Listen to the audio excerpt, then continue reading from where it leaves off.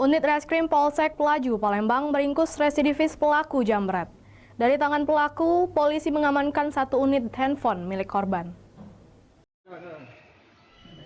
Prayogi 27 tahun, warga Mariana Banyuasin 1, Sumatera Selatan ini tak dapat berkutik setelah unit Reskrim Polsek Pelaju Palembang menangkap dirinya.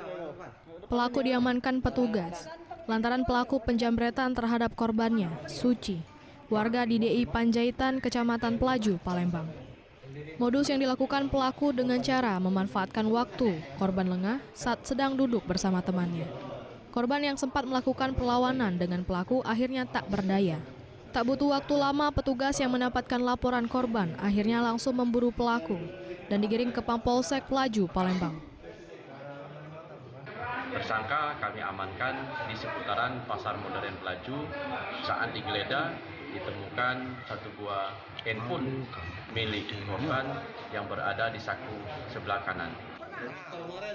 Atas perbuatannya, pelaku yang merupakan residivis ini dijerat dengan pasal 363 KUHP dengan ancaman 5 tahun penjara. Dari Palembang, Muhammad David, iNews melaporkan.